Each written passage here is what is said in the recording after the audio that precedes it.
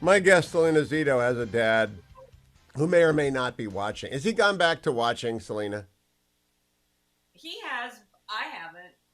I know you I don't. haven't. I know you haven't. But small hands Kenny Pickett is your quarterback, and we've got my. I feel bad for him because if you lost your Cam guy in the middle of the defense, I mean, it's not going to be very fair today. Are people already gloomy in Pittsburgh? I don't know.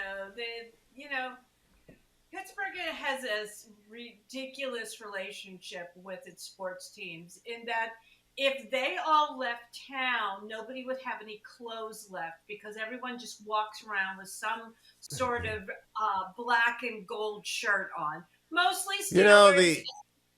the Browns fans and the Steelers fans are kind of like Siamese sports twins, and Yes. they were separated at birth, but boy, are they just next to each other. They were conjoined in their attitude and their approach. Selena, I want to ask you about something former President Trump said to Kristen Welker yesterday in a very good interview that she did for Meet the Press, and she's going to be a fine host. He said about abortion that Governor DeSantis made a big mistake with the 6 week ban. Bob Vanderplant, the interview hadn't aired before. You know him from Iowa, was out there blasting the former president for this. How potent is the right to life issue, and does that division matter between Ron DeSantis and Donald Trump?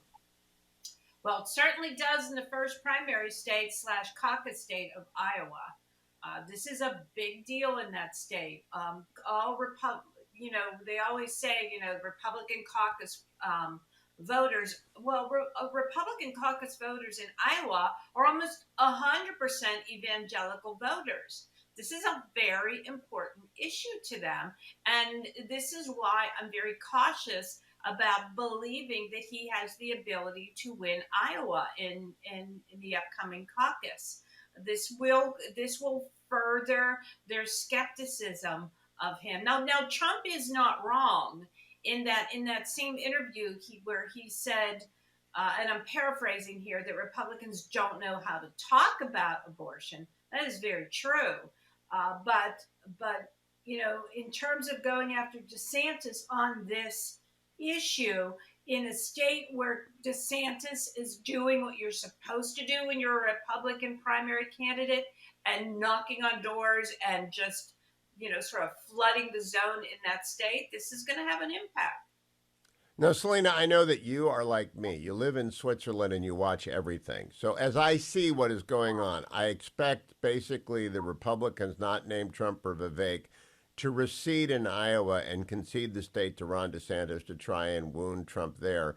And then I don't see DeSantis in New Hampshire. I went down and saw Chris Christie last week. I went down and saw Nikki Haley last month. I'll go back down and see Tim Scott whenever he's anywhere in New Hampshire because I cover the state. Do you think they'll be able to make an agreement on who gets New Hampshire? I don't think they can. I think Nikki Haley needs New Hampshire. I think Chris Christie needs New Hampshire, which means Donald Trump wins.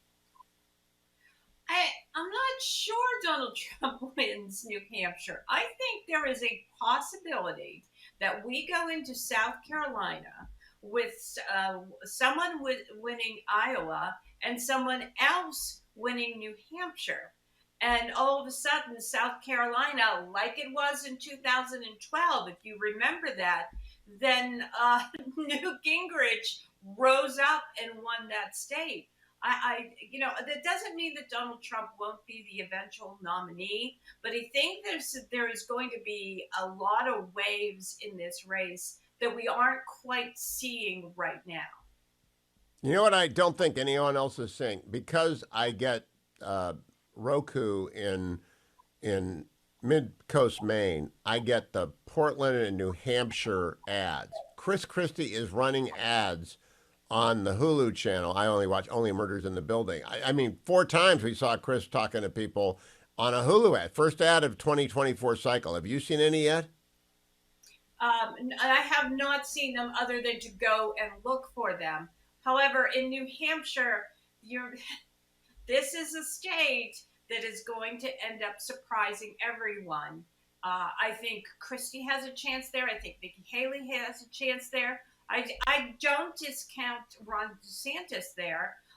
And I think we'll keep an eye on Governor Sununu and see how listen to the words he is using. about what's important in the state. That gives you clues as to where the voters may be going.